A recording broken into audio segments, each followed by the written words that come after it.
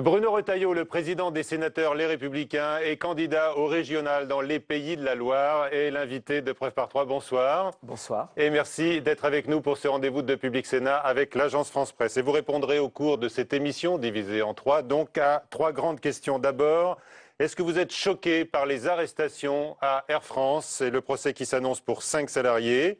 Deuxième question que vous posera tout à l'heure Nadège Puljac, la primaire de la droite et du centre est-elle menacée après les réserves de Nicolas Sarkozy, que vous avez d'ailleurs rencontré ce matin, qui émet des doutes sur la possibilité de mettre en place 10 000 bureaux de vote? Enfin, troisième question tout à l'heure avec Perrine Tarnot. François Hollande a-t-il répondu à votre lettre du week-end sur l'évacuation des opposants au projet d'aéroport à Notre-Dame-des-Landes? Vous dénoncez une République qui est incapable de se défendre. Vous nous direz donc si votre missive et votre colère ont obtenu une réponse de la part du chef de l'État.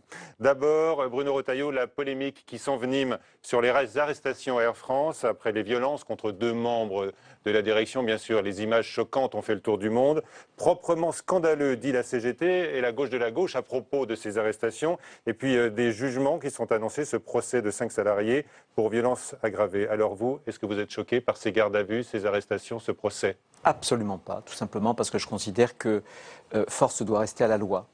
Il n'y a aucune catégorie de Français qui doivent se sentir au-dessus de la loi. Depuis quand des syndicalistes, parce qu'ils sont syndicalistes, pourraient avoir recours à la violence et ne pas être sanctionnés par la loi? Personne ne le comprendrait. Je pense que la violence n'est pas admissible dans un pays civilisé comme la France. On peut parfaitement manifester, on peut parfaitement faire savoir sa désapprobation sur des points qui peuvent concerner un plan, notamment celui de Air France, mais la violence est absolument inadmissible. Est-ce que vous êtes choqué alors par certaines déclarations politiques bien sûr, indignées? mais bien sûr, Monsieur Mélenchon, un jour de deuil pour la France. Il se regarde dans la glace? Franchement, un leader politique devrait savoir que la loi s'applique à tous. C'est la définition de la République. Je l'ai connu parfois beaucoup plus sourcilleux.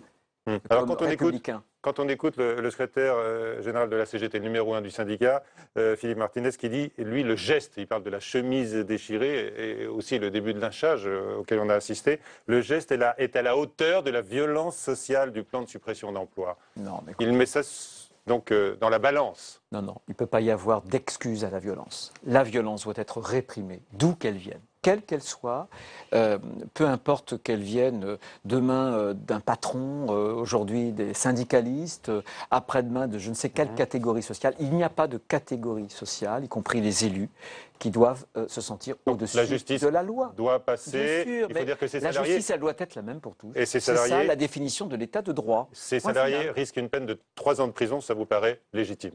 3 ans. Écoutez, je m'en remettrai à la justice de mon pays, point. D'accord. En tout cas, vous avez les mêmes mots qu'Emmanuel Valls, finalement. Il avait d'abord dénoncé les voyous à Air France, et puis à Riyad, il a expliqué qu'il ne fallait pas chercher d'excuses à la violence et qu'il ne fallait pas l'opposer à la violence sociale. Vous dites, il a raison. Écoutez, on peut partager, on n'est pas en guerre civile, on peut partager sur le plan des principes, en tout cas, républicains, on peut partager la même fermeté. Simplement, j'observe, on pourra en parler dans quelques instants, mais j'observe que la fermeté de M. Valls, elle est à géométrie variable, vous voyez. Oui, regardez, quelques dizaines de personnes sur la 1 ont bloqué la 1 pendant des heures et des heures, voilà, pour faire sortir de prison 1 ou 2 personnes. Et pendant ce temps-là, il y a des automobilistes sur l'autoroute la plus fréquentée de France qui ont été bloqués. Ça n'est pas normal. Qu'est-ce qu'a fait M. Valls à ce moment-là? Là aussi, il ne doit pas y avoir 2 poids, 2 mesures. François Hollande était sur vos terres aujourd'hui, enfin dans votre région, à Saint-Nazaire. Il a rendu visite au chantier naval STX, qui a un carnet de commandes formidablement rempli pour les années qui viennent. C'est une très belle entreprise. Il faut la soutenir, je la soutiens. Et le chef de l'État, il était interpellé par des syndicalistes et il a défendu la nécessité du dialogue social. Là aussi, bien sûr, vous lui donnez parfaitement raison. Bruno Retailleau, l'actualité, c'est aussi le lancement du débat sur le budget 2016, c'est-à-dire ce sera le dernier en année pleine du quinquennat du chef de l'État. L'heure des baisses d'impôts, se félicite le ministre des Finances, Michel Sapin, on l'écoute. La baisse des impôts en faveur des entreprises pour leur permettre d'investir et d'embaucher. La baisse des impôts en faveur des ménages. Oui, 12 millions de ménages français sur 17 millions qui aujourd'hui, payés à l'impôt sur le revenu, vont bénéficier d'une baisse de leur impôt sur le revenu. Et qu'on ne vienne pas me dire qu'il ne s'agit pas là des classes moyennes. C'est le cœur des classes moyennes, de celles à qui nous avons demandé un effort, mais auquel il est légitime aujourd'hui de rendre une partie de cet effort, parce que l'effort était nécessaire, mais aujourd'hui, la justice fiscale est indispensable. Alors, le chiffre augmente apparemment. Maintenant, on parle de 12 millions de foyers. On en parlait de 9 jusqu'à présent. Mais est-ce que vous reconnaissez que dans ce budget, quand même, il y a une bonne nouvelle pour les contribuables ? Non, je vais vous expliquer les deux raisons pour lesquelles ce que dit M. Sapin, c'est au mieux de l'humour, au pire du cynisme. Premier élément, depuis le début du quinquennat, l'augmentation du produit de l'impôt sur le revenu a augmenté de 20 milliards. Il est passé de 50 milliards à 70 milliards. Et en même temps, la base sur laquelle s'applique cet impôt est passée un peu plus de 50% des Français à 46%. Il ne faut pas être sorti des grandes écoles de mathématiques pour voir que ce sont toujours moins de Français qui supportent toujours plus d'impôts. Deuxième exemple, pour un certain nombre de familles, avec les réformes de quotient familial, eh bien, ces familles, notamment qui ont plusieurs enfants, les familles aussi nombreuses, eh bien, ont vu leur impôt augmenter de plus de 30%. Quand le ministre dit qu'une page est en train de se tourner, il ment ? Il ment, oui, en tout cas, il ne dit pas la vérité. Les chiffres que je vous donne, oui, bien sûr. Et quand un certain nombre de contribuables français ont constaté que l'impôt foncier, vous savez, sur des zones tendues, il y a à peu près 28 grandes agglomérations en France, ont pu augmenter, multiplier par 3, par 5, voire jusqu'à multiplier par 50. Vous trouvez que ça va les réjouir? Et vous pensez que les propos de M. Sapin pourront les convaincre? Non. Ce qui les convaincrait, c'est que les impôts baissent réellement. Or, les impôts ne baissent pas en France. Et d'ailleurs, on est le pays qui est le champion du monde de la dépense publique. Voilà, 57% avec la Finlande. Mais c'est exorbitant par rapport à beaucoup d'autres voisins. Alors, il y a 16 milliards d'euros d'économies, vous les avez dénichés, vous attendez des explications? Écoutez, c'est pas moi qui le dis, c'est Valérie Rabault. Qui est Valérie Rabault? Socialiste. Elle est rapporteure générale du budget. Elle n'est pas de ma famille politique. Elle est, comme vous l'avez dit, socialiste. Elle dit vraiment... Il doit y avoir un loup. On n'arrive pas à trouver. Budget, la Commission européenne. Rassurée, elle aura toutes les informations et toutes les confirmations qu'elle demande. Non, mais écoutez, je vais vous dire très simplement. Il n'y a pas de baisse de la dépense publique, contrairement à ce qui s'est passé en Allemagne, contrairement à ce qui s'est passé dans beaucoup d'autres grands pays. En 2017, on a ce programme d'économie de 50 milliards, soi-disant. Eh bien, en 2017, il y aura plus de 60 milliards de dépenses publiques. Donc, où est la baisse? Il n'y a pas de baisse, il y a effectivement une décélération, ça augmente moins vite. D'accord. Alors, on vous a entendu. Selon vous, pas de baisse d'impôts, pas de baisse des dépenses publiques. Et une question se pose concernant les impôts. Bruno Retailleau, elle est dans l'air. D'ailleurs, elle est relancée par Jean-Marc Ayrault, l'ancien Premier ministre. Est-ce qu'il faut fusionner, selon vous, l'impôt sur le revenu et la CSG? L'ancien Premier ministre est soutenu par 130 députés PS. Ah bah oui, c'est Jean-Marc Ayrault, le frondeur. Jean-Marc Ayrault, le frondeur. D'ailleurs, vous savez, le gouvernement a beaucoup de mal. Ils vont essayer de l'évacuer, son amendement, sur le PLFSS, enfin peu importe, sur la loi de financement de la sécurité sociale. Non, moi j'y suis opposé, tout simplement, parce que ce serait encore plus d'impôts pour une moitié de Français. Puisqu'il y a un impôt qui est progressif, c'est la CSG, et l'autre qui est proportionnel. Vous additionnez les deux, vous ajoutez les deux, et ça fait un cocktail chimique explosif avec de très fortes hausses d'impôts pour environ 40-45% de Français. Alors, vous l'avez constaté, l'exécutif, le chef de l'État et le Premier ministre est très mobilisé par la situation internationale. Est-ce que vous avez d'ailleurs relevé la dimension présidentielle du déplacement du Premier ministre au Proche-Orient, puisqu'on l'a vu en Égypte, en Jordanie et en Arabie Saoudite? Écoutez, non, ça ne me choque pas. Non, franchement, tous les premiers ministres, sur tous les gouvernements, sous tous les présidents de la République, font des voyages. À chaque fois, ces voyages sont calibrés avec le Quai d'Orsay, avec la cellule diplomatique à la fois de Matignon et de l'Élysée. Donc je ne vais pas jeter la pierre à Manuel Valls. Je trouve franchement, on peut faire des polémiques qui soient de vraies polémiques. Celle-ci, elle n'en vaut pas le coup. Alors, le chef du gouvernement a évoqué les raids français sur la Syrie qui ont fait des victimes, on l'a appris, parmi les djihadistes partis de France, peut-être 6. On écoute Manuel Valls. Les attentats ont déjà eu lieu. Il y a eu des morts, compatriotes qui ont été tués par des terroristes. À partir du moment où nous savons que ces attentats ou les attentats se préparent ici en Syrie, au nom de la légitime défense, c'est une obligation que de frapper Daesh. Et nous continuerons, quelles que soient les nationalités. Les terroristes, de ce point de vue-là, n'ont pas de passeport. Vous êtes d'accord, évidemment? Le terrorisme n'a pas de passeport, Bruno Retailleau? Le terroriste n'a pas de passeport, mais là, je suis désolé, là, je vais critiquer la position diplomatique de la France, parce que on retrouve dans la position diplomatique de la France les coups de yo-yo de François Hollande. Vous vous souvenez quand il voulait faire des frappes punitives sur Damas à l'époque, quand les États-Unis ont renoncé, on a fait un virage sur l'aile.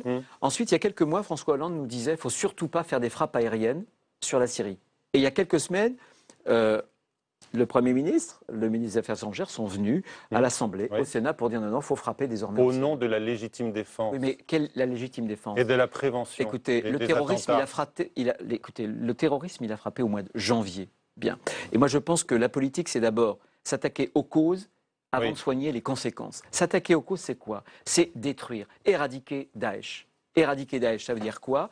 Ça veut dire frapper Daesh, là où est Daesh, en Irak et en Syrie. Mais à quoi s'emploient les militaires français? Alors, oui, mais alors avec un retournement, puisque ce sont les toutes premières frappes valorisées avec une forme de scénographie, de communication, si j'ose dire. Bien sûr, communication politique. Ce que je veux dire, c'est que malheureusement, il y a peut-être un message adressé aux jeunes Français qui seraient tentés de partir aussi, peut-être. Là, il y a peut-être de la communication utile. Je vais vous dire, comment peut-on détruire Daesh? On ne détruira pas Daesh. J'y suis allé, je veux dire, en août 2014. On ne détruira pas Daesh avec des frappes aériennes. Plus personne ne le croit. Vous faites confiance aux Russes, alors?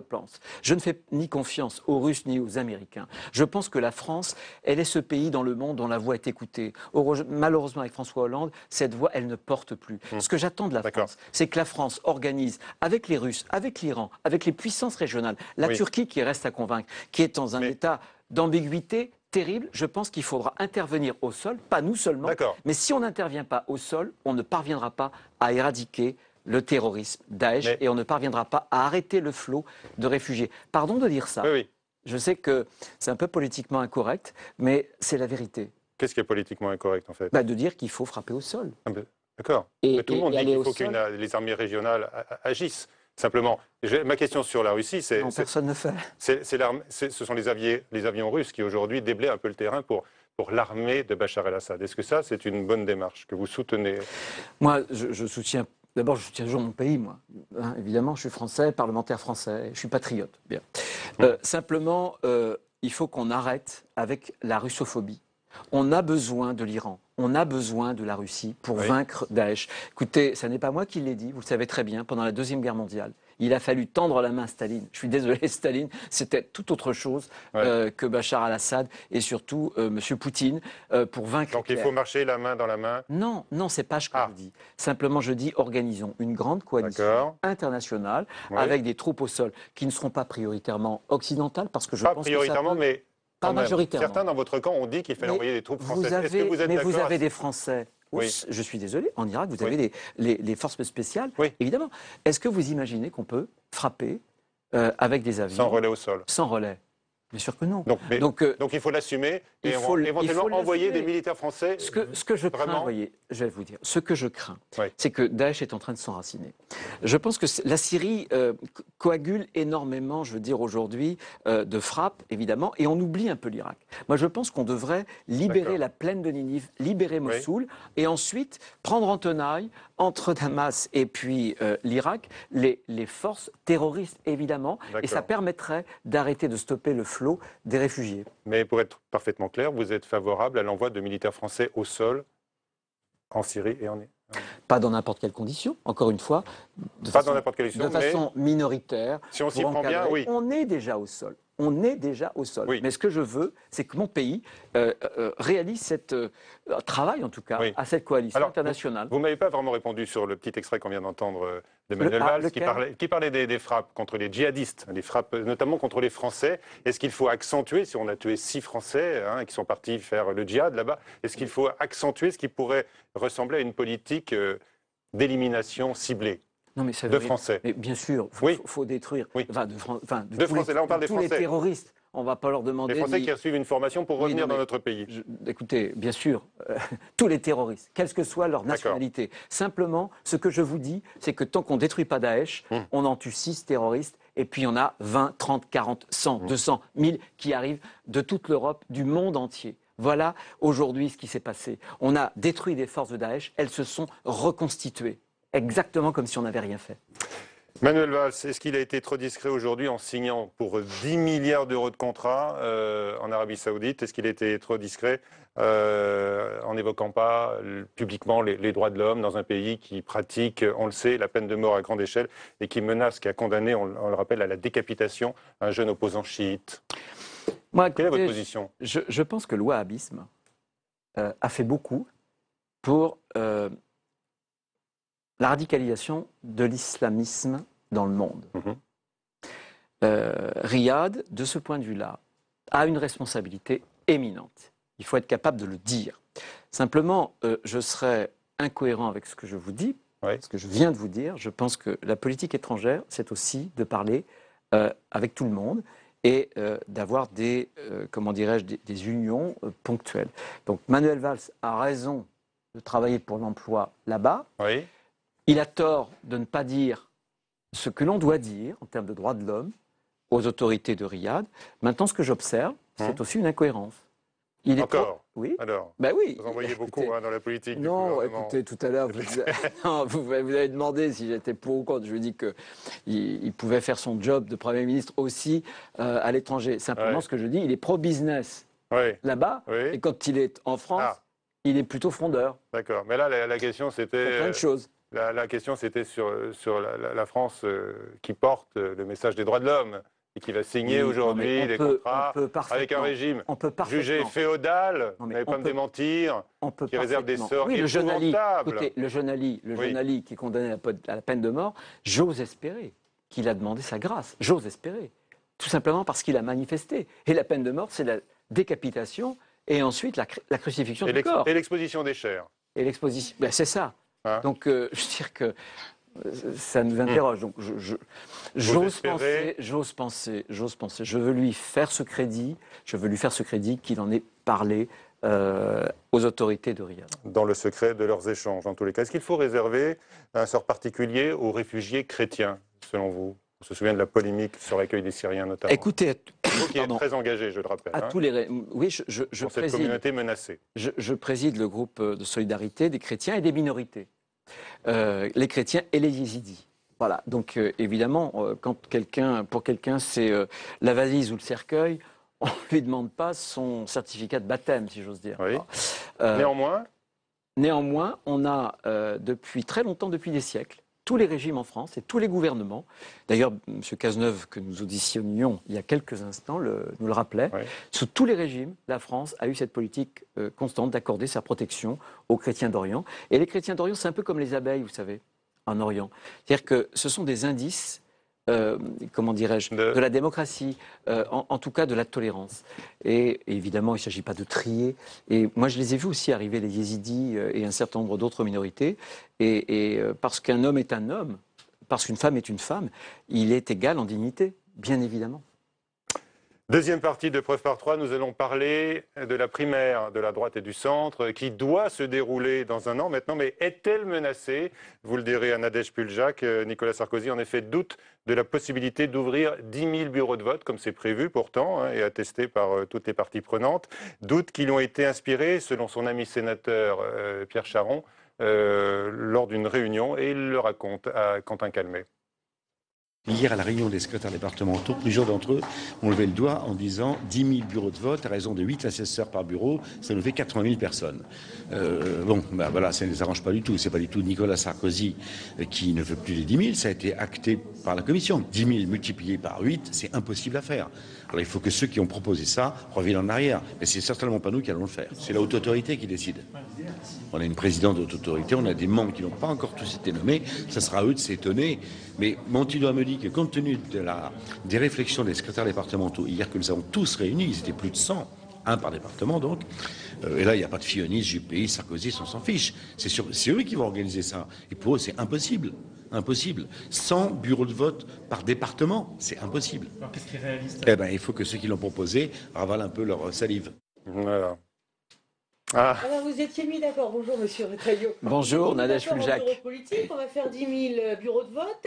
Et puis maintenant, M. Charon nous dit que c'est pas possible. C'est impossible. Il a même dit à 3 reprises, je crois. Alors elle est menacée, cette primaire?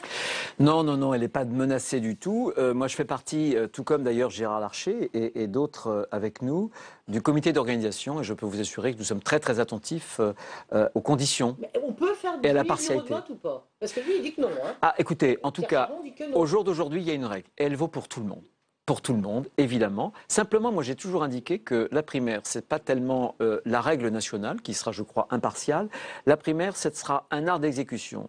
Et il va falloir que les fédérations, effectivement, quand on a, moi, dans mon département, j'ai à peu près 120 bureaux de vote, bah, ça fait entre 5, 600, 700 personnes, parce que vous ne pouvez pas demander à 2 personnes uniquement de tenir un bureau Vous n'êtes pas du le premier matin parti de France? au soir. Si, mais ça s'organise. Et c'est ce que je veux dire, c'est que, pour répondre à Nadège Puljac, je vois bien sa question d'ailleurs, c'est que les règles seront des règles parfaitement impartiales et nous les aurons, enfin, en plus, elles ont été totalement ratifiées par tout le monde. On a quand même l'impression qu'il y a un petit peu d'inquiétude, hein, Oui. notamment chez M. Juppé, chez M. Fillon, Mais qui veulent être sûrs que tout ça est bien Et organisé. donc, chez les Un petit peu juppéistes, familièrement, ils ne veulent pas se faire avoir par M. oui, Sarkozy. ils s'inquiètent, les juppéistes et les fillonistes dont vous êtes, Bruno Retailleau. Oui. Je dis que les règles, il n'y a pas de souci, que désormais, il faut que rapidement, mais après les régionales, je suis désolé, il y a un petit sujet quand même avant les primaires, c'est les élections régionales, mais qu'après les régionales, le travail de chaque fédération, ce sera de dire, voilà, on est capable de tenir tant de bureaux de vote avec tant d'assesseurs. Et il faudra qu'il y ait le plus possible de bureaux de vote. Plus il y en aura, plus les gens seront incités à se déplacer et plus la primaire aura du poids, évidemment. Donc et ce cette sera un primaire, succès. elle aura lieu. Il y a pas... Elle aura lieu, et alors je ne peux pas vous dire si c'est 9 500, 10 000, 10 500, mais elle aura lieu avec beaucoup de bureaux de vote. C'est fondamental. 10 500 peut-être. Non, non, mais je veux dire que ce n'est pas une comptabilité. L'important, c'est que le territoire soit couvert. Ouais. Et plus il y aura bien de votants, moins Nicolas Sarkozy aura Alors de c'est chance. ça, hein, parce que vous tablez sur combien de participants? Vous tablez sur... Ah, moi, je vais vous dire, quand les Français de droite et du centre vont comprendre qu'avec 2 fois 2 euros, ils vont sélectionner finalement le futur président de la République, en tout cas celui qui accédera au 2e tour, vous verrez, il y aura beaucoup de gens. Je pense qu'il y aura 2,5 millions à 3 millions Oui, de les Français. socialistes avaient fait 2,9 millions en 2011. C'était un gros score, c'était un très gros score. Alors la mentalité, nous, on est un peu plus individualiste, c'est plus compliqué, mais je pense qu'on devrait atteindre 3 millions, voyez. Et alors, c'est ce qu'on dit. Ça sera un hein. succès. Plus il y aura de votants et moins Nicolas Sarkozy a de chance. Est-ce que c'est vrai ça? Non, c'est prouvé par personne. C'est prouvé par... Non, parce que ceux qui C'est disent peut-être ce qu'il a cela, l'air de penser, lui. en tous ceux les qui cas. disent cela se disent, bon, ils s'appuient sur un socle, le socle des militants, des adhérents du parti, enfin, de ma famille politique, les Républicains. Bon, mais vous voyez bien que si on a 3 millions, vous voyez bien que c'est la loi des grands nombres. Et donc, ça relativise tout. Ça relativise les choses pour Nicolas Sarkozy, pour Alain Juppé, pour François Fillon et pour tous les autres. Donc, je pense que la primaire, ce sera, je pense, un succès. Et il faut que ce soit en même temps un succès garanti par des règles, par un nombre du bureau de vote qui soit incontestable. Et ça le sera. J'en ai aucun doute. Et vous soutenez toujours M. Fillon? Vous étiez filloniste, vous restez filloniste. Oui, je soutiens François Fillon, à la fois pour des raisons qui tiennent au cœur, parce que on s'est connus à la région des Pays de la Loire, j'étais son vice-président, et à la raison aussi, des raisons qui tiennent aux arguments et à son projet. Je pense qu'il a À son projet qui est très élaboré déjà depuis longtemps. un projet qui est très élaboré, qui est assez radical, parce que je pense que le temps des demi-mesures, on a vu ce que cela faisait, ça fait Mais rien on peut du se faire élire président avec justement les mesures radicales, puisque c'est un mot qu'il emploie lui-même, hein, d'ailleurs, pour décrire son programme. La retraite à 65 ans, la fin des 35 heures, la fin des prestations... Enfin, pas la fin des prestations sociales, mais enfin, on les rapporte beaucoup. diminution des... Vous exagérez.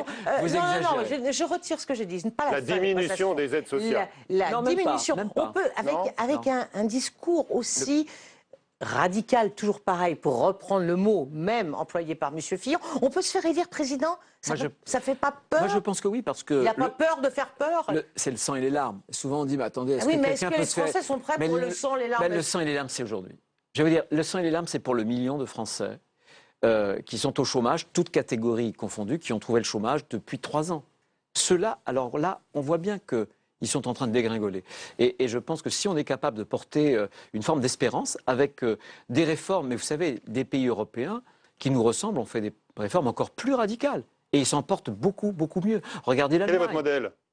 Alors, Il n'y a si on pas de regarde. modèle. Ah. Moi, je suis de ceux qui considèrent que la France, elle a une histoire, elle a un avenir et elle doit réinventer. On a un modèle, y compris un modèle social. Il ne faut pas le jeter aux orties, mais il faut le réinventer, c'est tout. Avec notre propre génie français, avec notre expérience, avec ce que nous sommes. Réinventer le modèle social, c'est déjà ce que disait M. Sarkozy, si je me souviens bien, en 2007. C'est pas toujours un peu la même soupe il a que vous été élu. servez. Écoutez, c'est une bonne référence, parce qu'en 2007, il avait été élu. Mais on voit bien qu'aujourd'hui, plus de dépenses publiques, c'est plus d'endettement, c'est plus d'impôts, c'est plus de chômage. Il faut passer sur un autre modèle. C'est-à-dire qu'il faut baisser les dépenses publiques, il faut baisser l'impôt. Notamment, regardez sur les entreprises. On a par rapport à l'Allemagne, nos entreprises ont des semelles de plomb. On a le coût, par exemple, horaire est de plus de 35 euros. En France, il est d'un peu plus de 31 euros en Allemagne. Comment voulez-vous que nos entreprises, alors qu'on a la même monnaie, l'euro, comment voulez-vous que nos entreprises puissent lutter contre ça? Les agriculteurs, le problème agricole français, rendez-vous compte qu'on a été longtemps la deuxième puissance agricole. On est passé derrière l'Allemagne, derrière la Hollande. La Hollande, dont les 2/3 du territoire sont en dessous du niveau de la mer. Pourquoi ? Pas parce que nos agriculteurs ne sont pas travailleurs. Je peux vous assurer qu'ils font beaucoup plus de 35 heures. Pas parce que nos agriculteurs ne sont pas ingénieux. Mais tout simplement parce qu'on a un problème de compétitivité. Et si on ne le règle pas, alors oui, ce sera des lendemains qui seront sombres pour le pays. Alors, Monsieur Fillon, ce programme, il l'expose dans un livre qui s'appelle Faire. Vous savez que l'AFP a fait une enquête. Elle est en train de faire une enquête actuellement auprès des éditeurs. Oula, et alors ? Vous savez combien ils l'ont vendu? Combien il l'a vendu? Pour l'instant, 40 000 j'irais- exemplaires. j'irais Ce 5, qui est oui, un peu 40 plus, 000 non? Ce qui est bien pour les politiques. Voilà, c'est ce que je veux vous C'est dire. bien. Pour un livre politique, c'est très très bien. Il y en a d'autres qui font 300 exemplaires, on ne dira pas de nom pour fâcher personne. Mais enfin, lui, il a fait 40 000 exemplaires. Comment vous expliquez ce succès de librairie? Cette résurrection, C'est- peut-être même. C'est Certains disent. étonnant. Il y a même un éditeur qui nous a dit, je m'y attendais pas du tout. D'abord, c'est bien. Le livre que j'ai lu il y a quelques semaines, le livre est bien écrit. Et il m'a surpris parce que souvent on lui dit il faut absolument que tu arrives à fendre l'armure, parce que François Fillon c'est quelqu'un qui est tout en retenue, c'est quelqu'un qui est tout en réserve, c'est quelqu'un qui se protège énormément. Mais je crois que les Français, à un moment ou à un autre, ils ont besoin. Vous lui demandez depuis un moment, hein, j'ai noté. Je le lui ai répété, disons. Oui. Je lui ai répété. Tandis que là, on voit percer un certain nombre de qualités humaines, parfois de faiblesse, mais en même temps. Lesquelles? Donnez-nous deux qualités de Monsieur Fillon. Non, on veut non, savoir. non, mais Pour ceux qui n'ont et de pas lu le faiblesse. livre, C'est- il y a c'est- beaucoup de gens qui nous regardent qui n'ont pas Les lu le livre faiblesses. encore. Commençons par les faiblesses. C'est pas ce que je veux dire. Non, je dirais ni les qualités ni les faiblesses. C'est un petit jeu où alors je vais me faire piéger. Mais en tout cas, C'est c'est pour quelque ça chose. que je demandais les C'est qualités. un moi, livre, c'est un t'exagères. livre qui est très très très personnel.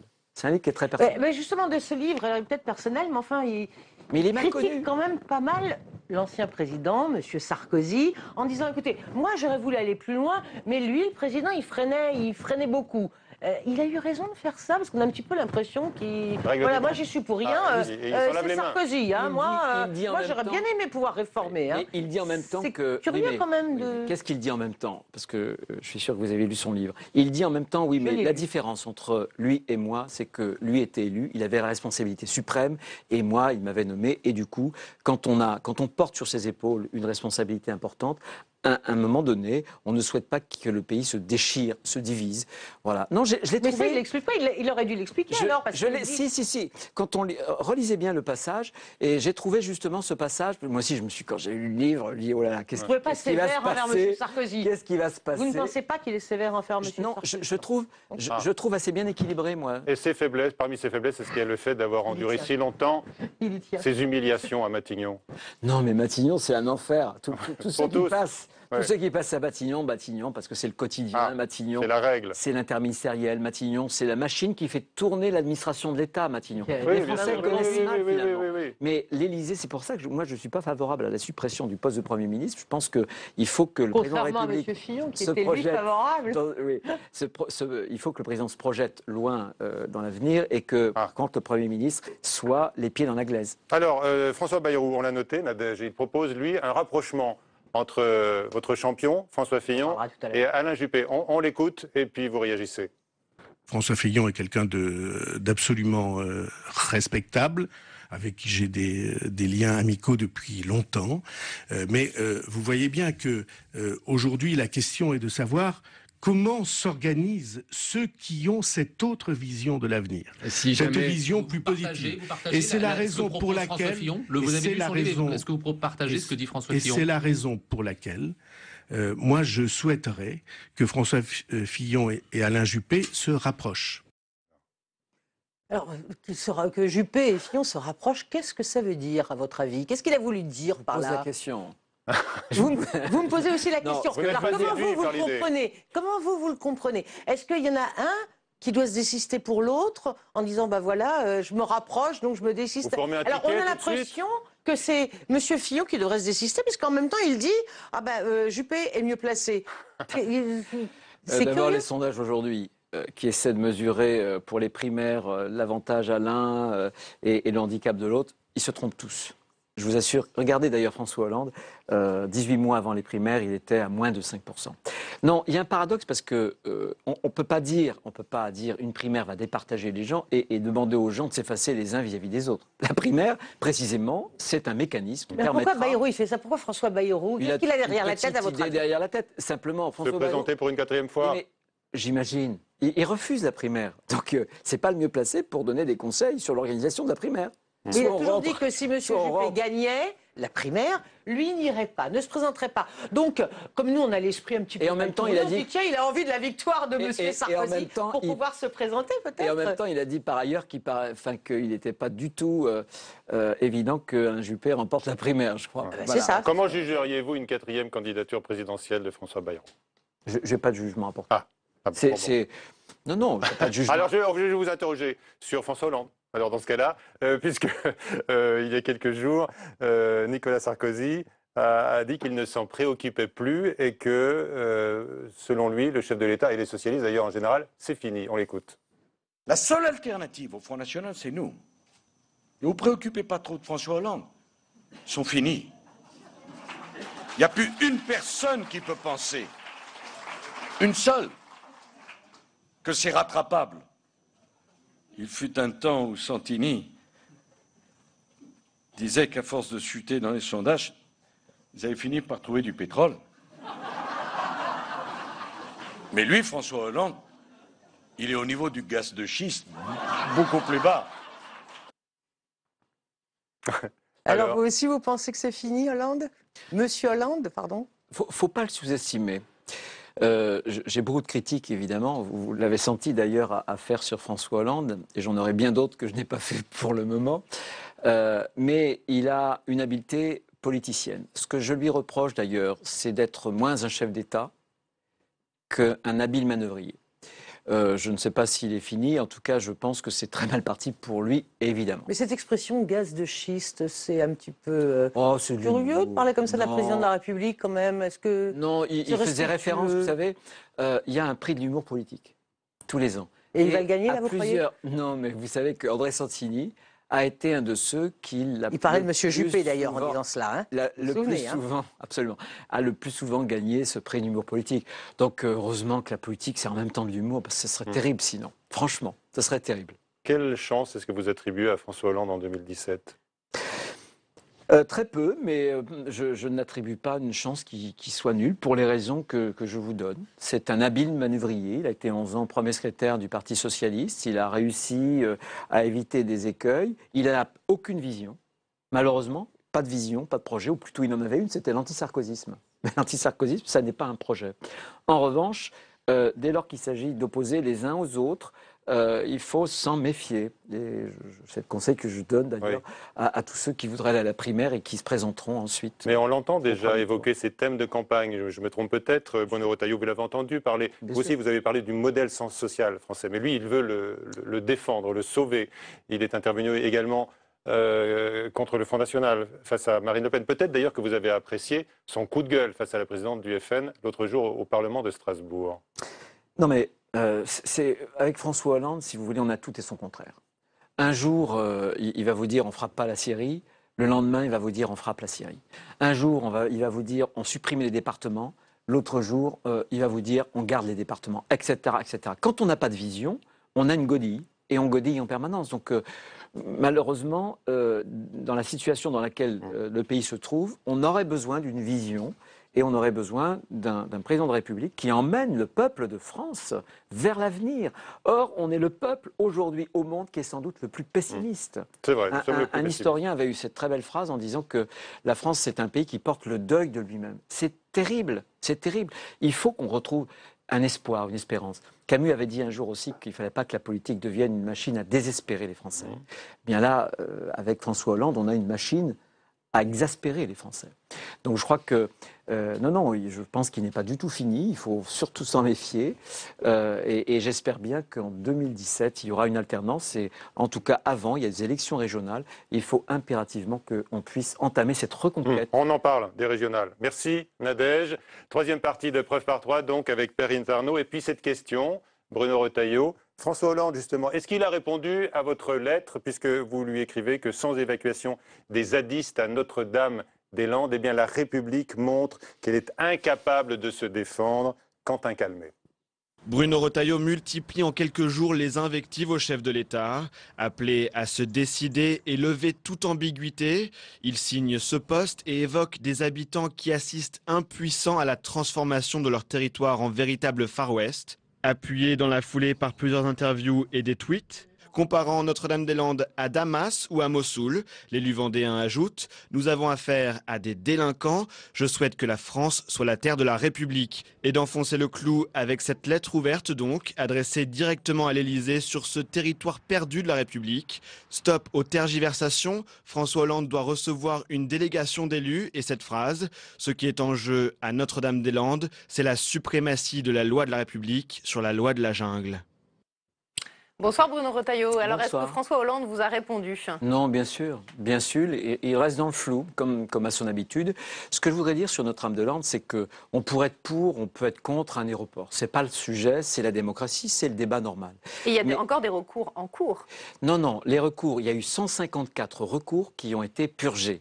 Alors, il y aura quelques recours encore qui sont susceptibles d'appel, très très peu, mais ils ne sont pas frappés, si j'ose dire, d'effet pour ce qui concerne le concret. Mais alors pourquoi il n'y a pas d'évacuation de cette zone? Parce qu'il y a une absence d'autorité et de volonté de l'État. Mais je tire la sonnette d'alarme. Pourquoi? Parce que je vois la violence qui augmente au fil des mois. Il y a quelques mois, c'est le centre-ville de Nantes qui est saccagé par les zadistes. Ensuite, ce sont 3 chercheurs qui sont molestés par les mêmes zadistes. Il y a en moins de 1 ou 2 mois une voiture de gendarmerie attaquée par des personnes cagoulées et les brûlée.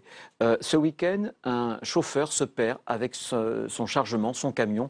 Le chargement, il est pillé. Mais tout à l'heure, vous étiez avec le ministre de l'Intérieur, Bernard Radio Cazeneuve. France Bleu. Donc vous l'avez alerté, Bernard Cazeneuve. Vous étiez avec lui tout à l'heure en audition au Sénat. Vous l'avez alerté sur ce sujet. On était en audition sur les chrétiens d'Orient. Oui, mais vous le croisez souvent. Non, mais ça n'est pas Bernard Cazeneuve. Il faut une décision de l'État. Et la décision de l'État, c'est la décision du président de la République. Mais l'été dernier, le Premier ministre, il avait dit après, justement, absolument. Le rejet des recours. Eu. Oui, il avait dit, donc plus rien ne doit stopper le 17 juillet, voilà, exactement. Le 17 juillet, le tribunal administratif de Nantes purge les recours, déboute tous les recours. Et j'ai une conversation téléphonique avec le Premier ministre, il me dit, bien sûr, il faut évacuer. Et puis, il y a quelques jours, François Hollande dit, oui, mais il faut épuiser tous les recours. C'est-à-dire que c'est une question de politique intérieure aujourd'hui, c'est une peur finalement peut-être de s'aliéner l'électorat vert avant les régionales. Mais écoutez, je voudrais prendre les Français à témoin.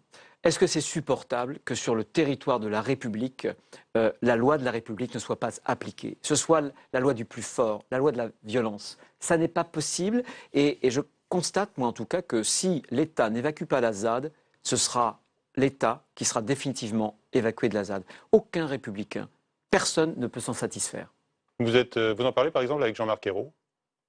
Je pense que Jean-Marc Ayrault, je vais vous dire, je suis même quasiment certain que Jean-Marc Ayrault ne voit pas d'un bon œil, évidemment, aucun élu de la République ne peut accepter les exactions. Il y a eu quand même plus de 200 exactions. Vous vous rendez compte de cette violence?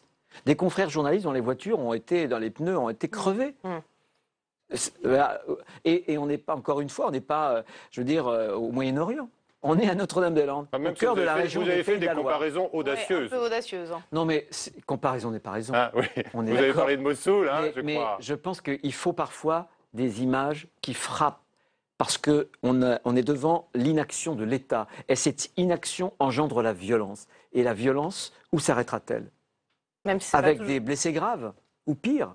Même si ce n'est pas toujours comparable. Vous êtes candidat, Bruno Retailleau, comme tête de liste Les Républicains dans les Pays de la Loire. Votre ex-mentor en Vendée, Philippe de Villiers, estime que si vous êtes élu, vous ne resterez pas plus de 18 mois à la tête de la région. Votre ambition vous portera plus loin et dans sa bouche, c'est pas tellement positif. Alors je vous propose d'écouter Philippe de Villiers et puis vous réagissez ensuite. Bruno Retailleau est quelqu'un d'ambitieux, qui veut être ministre, qui sera président de la région s'il l'est pour 18 mois, puisqu'il est atteint par le cumul des mandats. Je ne comprends pas très bien ce saut de mouton, d'ailleurs. Il a voulu ma place, je lui ai laissé au Conseil général de la Vendée. Puis il est resté quelques temps comme un météore, puis maintenant il veut être président de la région, il va rester 18 mois, puis après il va être ministre. Du numérique ou de je sais pas quoi. Bon, voilà. Et donc, en face de lui, il a effectivement une candidate que je connais bien, qui était une de mes fidèles, Cécile Belle de Gessé, qui est souverainiste. Et donc, moi, entre une souverainiste et un mondialiste, mon choix est fait. Voilà, et vous, est-ce que votre choix est fait entre le Sénat et la présidence de la région? Voilà un homme qui essaie de me tuer. Avec une très grande méticulosité. Il n'y est pas parvenu. Il a l'air de sous-entendre le contraire. C'est vous qui avez peut-être eu envie de le tuer en Vendée. Non. Et malheureusement, je pense que ses propos sont inspirés par la haine, par la rancœur, par une forme d'exécration. Et je pense que la vie politique a besoin d'autre chose. C'est la raison pour laquelle j'ai pris pour parti de ne jamais lui répondre. Jamais. Vous n'êtes pas dans cet état d'esprit d'exécration, vous? Mais pas du tout, pas du tout. Pas du tout. Toujours est-il que je lui pose une vraie question. C'est vrai que est-ce que vous pourrez rester à la fois sénateur, président de région, puisqu'il y a la limitation du cumul des mandats qui va s'appliquer dès 2017. Je suis sans doute un des seuls. Est-ce que vous avez observé? J'étais président du Conseil général de la Vendée. J'ai renoncé. Ça aurait été très facile pour moi de le redevenir. Et Dieu sait si je suis attaché à la Vendée. Eh bien, j'ai renoncé pour pouvoir me consacrer à la reconquête des Pays de la Loire. C'est fondamental. Maintenant, sur le mandat, je suis droit dans mes bottes. J'ai toujours considéré que le jour où au Sénat, notamment, mais aussi à l'Assemblée, les élus seraient des élus hors sol, qu'ils n'auraient plus de fonction locale, eh bien, je peux vous assurer que le Sénat doublonnera l'Assemblée, il faudra supprimer le Sénat. Il y aura 2 fois plus d'élus, puisque comme il n'y aura plus de cumul, il faudra 2 fois plus d'élus. Est-ce que les Français veulent 2 fois plus d'élus? Et on aura des élus encore une fois, qui seront déterritorialisés. La région actuelle des Pays de la Loire, elle souffre de perte d'influence. Tant que la France sera la France et qu'une partie des décisions, ça se passe à Paris, eh bien je pense qu'il vaut mieux avoir une influence aussi sur Paris pour qu'on puisse en bénéficier. Quand vous dites perte d'influence des régions, pourtant on a ces grandes régions qui viennent de sortir de terre par la dernière réforme du gouvernement et qui sont donc destinées à être plus compétitives, des Pays de la Loire, notamment au niveau européen. Alors sauf la région Pays de la Loire qui effectivement ne change pas de taille. Alors, regardez, ça c'est aussi François Hollande. Il y a des régions qui changent de taille, d'autres qui ne changent pas de taille. Cherchez la différence. La Bretagne ne change pas de taille, le Pays de la Loire ne change pas de taille, tout simplement parce que les copains de M. Hollande ont dit non, il faut que la Bretagne reste comme ça, donc les Pays de la Loire restent comme ça. Première incohérence. Deuxième incohérence, les grandes régions, pourquoi pas? Mais pourquoi leur donner des compétences du quotidien, par exemple les transports scolaires? Les transports scolaires, c'est des dizaines de milliers d'enfants qu'on ramasse tous les kilomètres chaque matin. Est-ce qu'une région, une grande région notamment, va avoir une plus-value, une valeur ajoutée dans la gestion du transport scolaire? Tout ça est ridicule. Non, je pense que moi, les régions doivent être en capacité, notamment sur l'emploi, notamment sur l'aménagement du territoire. Mais pourtant, ce n'est pas une compétence des régions. De faire des propositions. L'emploi, ce n'est pas une compétence des régions. L'économie. Mais vous avez raison, parce qu'au Sénat, pour la première fois, la gauche n'a pas souhaité faire une loi de décentralisation. Et le Sénat, nous avons tenté, nous, d'essayer de faire pression. On a obtenu une petite expérimentation sur Pôle emploi. Parce qu'à quoi ça sert d'avoir les leviers économiques si on n'a pas en même temps des leviers pour l'emploi, pour faire reculer le chômage? Moi, je souhaite que la région se porte en avant de ce défi pour lutter contre le chômage. Est-ce que vous êtes inquiet par le peu d'appétence des Français pour ces élections régionales? On annonce une abstention à hauteur de 55% pour le premier tour. Est-ce que c'est justement parce que les compétences des nouvelles régions sont encore floues aux yeux des Français? On ne vote pour les régions que depuis peu, depuis une trentaine d'années. Deuxième chose, le président de la République a choisi de nous faire voter le 6 décembre et le 13 décembre. Vous savez pourquoi? Parce qu'il y a la COP21, il pense que les chefs d'État, la COP21, l'environnement, tout ça permettra de mieux réaliser la fusion des listes PS et des listes écolo. C'est quand même incroyable. Et en plus, souvent, c'est un vote défouloir, il y a la proportionnelle. Donc les conditions sont réunies pour qu'il y ait malheureusement une abstention. Maintenant, il faut se battre sur le terrain, il faut aller expliquer aux gens, à nos concitoyens, que demain, les régions vont avoir notamment les manettes économiques, l'aménagement du territoire. Moi, je ne veux pas de région à 2 vitesses. C'est important, la ruralité, la fameuse France d'à côté, la France périphérique. Alors, je voudrais revenir sur ce que vous avez dit sur le cumul des mandats. Donc, vous voulez rester, vous, un cumulard, entre guillemets, même si c'est souvent C'est péjoratif. abominable, hein. Mais c'est souvent péjoratif. Mais est-ce que vous estimez qu'il faudra revenir donc sur le non-cumul des mandats, comme Nicolas Sarkozy l'a annoncé d'ailleurs? Absolument. Vous êtes sur cette ligne-là. Et pourtant, les Français sont pour la limitation du cumul. Oui, et en même temps, c'est vrai, mais vous avez raison. Ça sera très impopulaire, mais écoutez, en même temps, je n'ai jamais vu un de mes électeurs me reprocher, quand j'étais sénateur, président du groupe au Sénat et président du Conseil général. Aujourd'hui, je ne suis plus président du Conseil général et j'aspire à devenir président du Conseil régional. En même temps, les Français, effectivement, ont cette idée générale, mais en même temps, ils veulent des élus efficaces. Et pour être efficace, de temps en temps, il faut avoir une clé à Paris. Il faut cumuler. Et il faut avoir un pied. Donc, pour répondre à Philippe de Villiers, vous occuperez bien vos 2 mandats. Ah, j'occuperai mes mandats, bien sûr, bien sûr. D'accord. Alors, quelques petites questions d'actualité. Lui qui a beaucoup cumulé, d'ailleurs. C'est extraordinaire. Les finances des collectivités territoriales, elles continuent à se dégrader selon le rapport annuel de la Cour des comptes publié aujourd'hui. La Cour des comptes qui préconise des économies de fonctionnement. Est-ce que si vous êtes élu à la tête de la région Pays de la Loire, vous serez prêt à supprimer des effectifs? Bien sûr, à ne pas renouveler. Il y a le statut de la fonction publique, évidemment. Mais à ne pas renouveler les départs en retraite, une certaine quotité de départ en retraite, absolument. Écoutez, je l'ai fait en Vendée. C'est beaucoup plus dur parce que les conseils généraux, à l'époque, maintenant les conseils départementaux, gèrent le RSA, gèrent la prestation pour les personnes âgées, pour le handicap. Et donc, il y a beaucoup, par exemple, de travailleurs sociaux. Il y a une part de fonctionnement qui est plus importante que pour la région. Pourtant, il y a un an, la Cour des comptes, souvenez-vous, la Cour des comptes avait sorti un rapport où elle épinglait beaucoup les collectivités. Il y avait 3 départements qui avaient montré qu'on arrivait, qui étaient parvenus à maîtriser la masse salariale, dont la Vendée.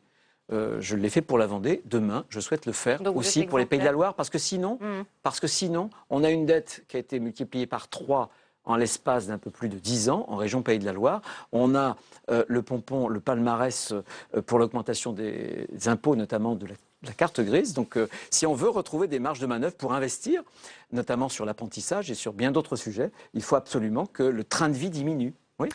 On change de sujet. Est-ce que notre justice, selon vous, est trop laxiste avec les permissions de sortie accordées aux prisonniers, aux détenus? Bien sûr, bien évidemment. Vous avez sous les yeux, en 15 jours, 2 exemples qui sont dramatiques.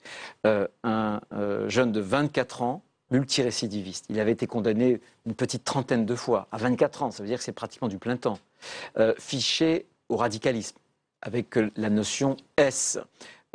On le sort de la prison et il a failli tuer, je ne sais pas où en est la vie de ce policier, mais les policiers manifestent demain. Et puis récemment, avec le violeur... S dont vous parlez, elle a été établie après sa sortie de prison. Le violeur et puis le violeur de l'Alsace. On a coup sur coup 2 exemples. Mais la culture de l'excuse, du laxisme, c'est fini. Madame Taubira... Elle dit qu'elle applique des mesures, des lois votées sous la droite. Est arrivée, plus de peine plancher, la suppression des 36 000 places de prison. Et écoutez, cet été, elle a même envisagé de faire bénéficier à ceux qui conduisent sans permis de conduire une sorte de traitement une simple contravention. Une simple contravention. Alors que, je veux dire que quand... Donc c'est Christiane Taubira qui est responsable de tout ça. Mais est-ce qu'il faut une nouvelle loi pour encadrer encore plus les permissions de sortie? La politique, c'est des actes et c'est assumer les conséquences des actes. Que Mme Taubira prône le laxisme, ça la regarde, mais ça crée des conséquences. Pourquoi, depuis très longtemps, pourquoi les policiers demain n'iront pas manifester pour avoir un meilleur salaire? J'allais y venir. Ils iront manifester pour faire leur métier. Simplement, ils iront manifester où? Place Vendôme. Sous les fenêtres de Christiane Taubira. Alors justement, quelles mesures pour apaiser la colère de ces policiers qui iront manifester demain? C'est au gouvernement de le dire, évidemment. Mais il faut rétablir les mesures que le gouvernement a détricotées. Mais il y a des effectifs aussi, par exemple, de policiers qui ont été supprimés sous le quinquennat de Nicolas Sarkozy. Les mesures que nous avions, notamment sur les multirécidivistes, notamment sur les peines planchées, notamment sur le programme de construction des prisons, toutes ces mesures ont été... Il faut les rétablir? Bien sûr, il faut les rétablir. Donc le programme des Républicains, finalement, ça va être un retour en arrière au programme pas nécessairement, mais on est pragmatique. Tout ça, c'est ni de droite ni de gauche. À un moment donné, il faut voir la réalité. Et je pense que la vie politique, c'est accepter de regarder la réalité en face et quand il y a un problème, de le traiter. Vous soutenez les policiers et les gendarmes qui descendent dans la rue? Bien sûr, je les soutiens. Alors il y a une mise en garde. Un des leurs est entre la vie et la mort, évidemment, parce que un dangereux et délinquant a été sorti. On est loin de l'esprit de Charlie, après les attentats de janvier dernier. Évidemment. On va finir avec la crèche de Noël. Ah, la crèche de Noël. On se souvient au Conseil général de Vendée. Vous aviez installé une crèche de Noël dans le hall du Conseil général de la Vendée. Le tribunal administratif l'avait interdite au nom de la laïcité. Et puis la Cour d'appel est revenue aujourd'hui sur cette décision. Alors est-ce que vous allez la réinstaller, non plus au Conseil général de Vendée, mais peut-être au Conseil régional des Pays de la Loire, si vous êtes élu? Je suis sûr qu'elle sera, en tout cas pour ce qui concerne la Vendée et le hall du Conseil général, qu'elle sera du Conseil départemental, elle sera réinstallée. Donc la laïcité simplement. Mais non, mais j'ai toujours dit... C'est une victoire pour vous, est-ce que c'est une défaite pour la laïcité? Non, écoutez, très franchement, il faut voir dans la crèche, et je crois que les juges ont eu cette sagesse, il faut voir dans la crèche non plus un symbole religieux, mais le symbole de nos racines, de notre patrimoine. Noël, c'est la crèche, je suis désolé. Noël, c'est en même temps des étoiles. Est-ce qu'on va supprimer à l'Élysée le tirage de la galette des rois? Non, voilà. Et je veux dire, il y a une chose... mais pour vous, la crèche, c'est un signe religieux, c'est pas le... Non, je pense que ça fait partie... C'est un signe religieux. Ça fait partie de notre patrimoine, vous dites? Avant d'être une manifestation de la fête familiale. La laïcité, pour moi, la laïcité, ça organise dans l'espace public une neutralité de l'État. Ça permet d'organiser la coexistence de différentes religions, ceux qui croient au ciel, ceux qui n'y croient pas. Mais je suis fier. Ça montre aussi une certaine crispation de notre société autour de toutes ces questions. Oui, c'est vrai. Vous êtes fier de quoi? Franchement. Ben je suis fier que le tribunal, que la justice, finalement, ait reconnu. Vous donne raison. Alors, vous en installerez une au Conseil régional? Je si vous êtes élu, oui ou non? Pourquoi pas? Pourquoi pas? En tout cas, je pense que ce qui a beaucoup compté aussi, c'est que, vous voyez, j'avais obtempéré. On m'avait demandé, certains m'avaient demandé de la laisser absolument contre la justice. Je n'ai pas voulu, j'ai obtempéré, mais je pense que j'avais raison. Il valait mieux obtenir une décision sereine. Et j'en appelle à l'apaisement sur ces questions, en même temps que j'en appelle à la fierté d'assumer nos racines, notre patrimoine, c'est tout. Merci Bruno Retailleau, merci Perrine, à la semaine prochaine. L'invité sera Jean-Luc Mélenchon la semaine prochaine et vous n'oubliez pas bien sûr ce soir sur Public Sénat à 22h, on va plus loin avec Sonia Mabrouk et Paul Bouffard. Bonsoir.